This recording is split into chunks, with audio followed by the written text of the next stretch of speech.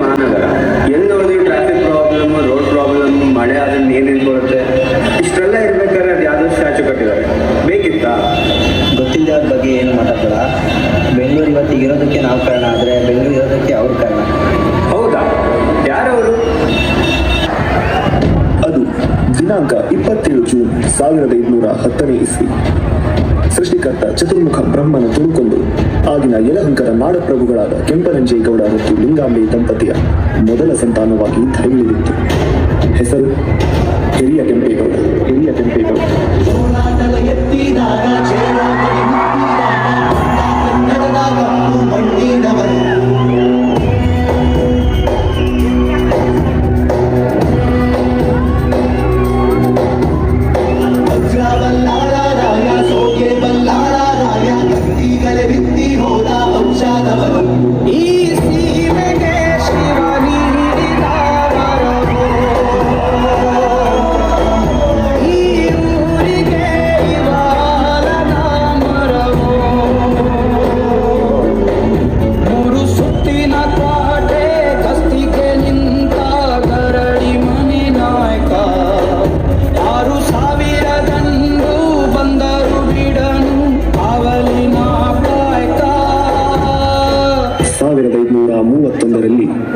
ಕೆಂಪೇಗೌಡರು ಯಲಹಂಕದ ನಾಡಪ್ರಭುಗಳಾಗಿ ಅಧಿಕೃತವಾಗಿ ಪಟ್ಟಾಭಿಷಿಕ್ತರಾಗುತ್ತಾರೆ. ನನ್ನ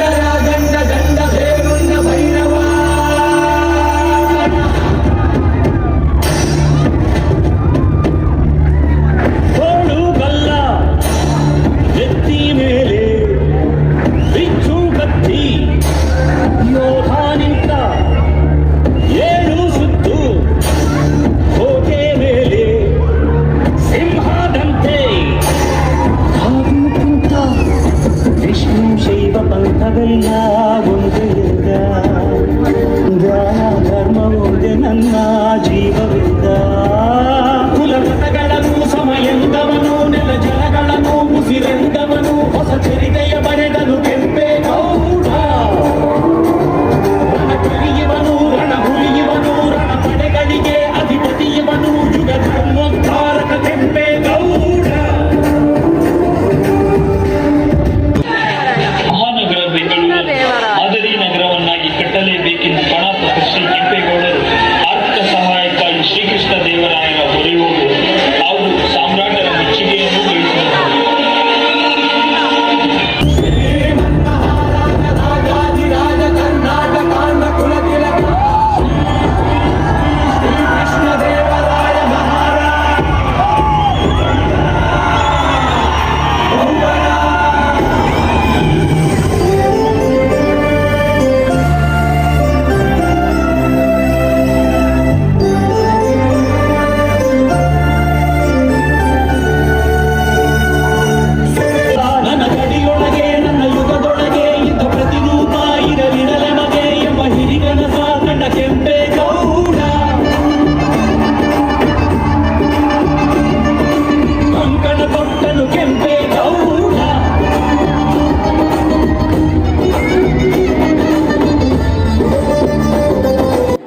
ಸಾಮ್ರಾಜ್ಯ ಕಟ್ಟೋದು ಕತ್ತಿಯಿಂದಲ್ಲ, ಅದನ್ನು ಹಿಡಿಯೋ ಬಲವಾದ ಕೈಯಿಂದ.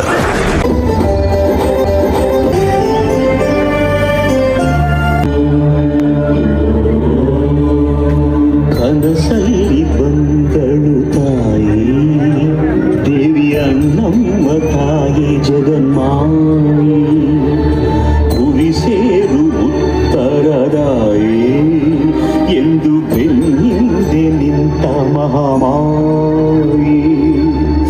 ಉದಾಯಿಗೊಮ್ಮೆ ಅಡ್ಡು ಬಿದ್ದ ಗೌಡನು ಕಾಲವ ನೋಡಿ ಅಡಿಗನ್ನು ನೆಟ್ಟನು,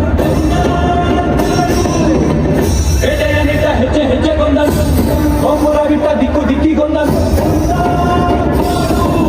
ಮಂದಿರಗಳನ್ನು ಕಟ್ಟಿದ ಧರ್ಮಾತ್ಮ, ಕೆರೆ ಕಾಲುವೆಗಳ ತೋಡಿದ ಪುಣ್ಯಾತ್ಮ, ಪರಭಾಷಿಕರ ಕರೆದ ಪ್ರೇಮಾತ್ಮ, ಕುಲಕಸುಬುಗಳ ಪೋರೆದ ಪರಮಾತ್ಮ.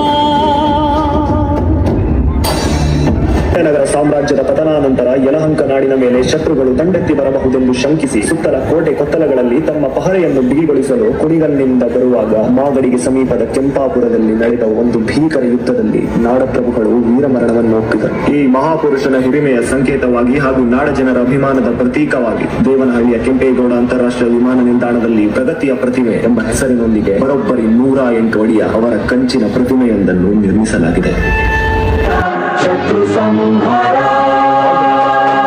ಕಟ್ಟುನಿಟ್ಟು ಕಾಕಿ ಜುಟ್ಟು ರಾಜನಂತೆ ಮೀಸ ಬಿಟ್ಟು ಬಾಬಿ ಜುಟ್ಟು ಕಟ್ಟು ಮಾಡೋ ಕೆಂಪೇಗೌಡರೇ, ಸುಟ್ಟು ಹಾಕು ಸಿಟ್ಟಿನಲ್ಲಿ ಅಟ್ಟಹಾಸ ಮಾಡಿ ಬಂದ ಚಿಟ್ಟೆ ಇಟ್ಟು ಬಂದ ಕೆಂಪೇಗೌಡರೇ.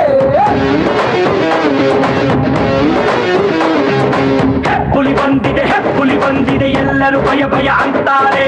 ದುಷ್ಟರ ಶಿಕ್ಷಕ ಶಿಷ್ಟರ ರಕ್ಷಕ ಎಲ್ಲರೂ ಜಯ ಜಯ ಅಂತಾರೆ.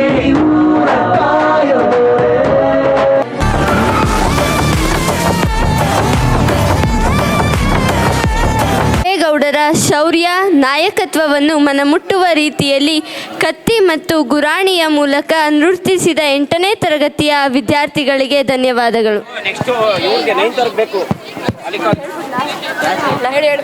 ಹಣ ಎಂದರೆ ಎಣವೂ ಬಾಯಿ ಬಿಡುತ್ತದೆ.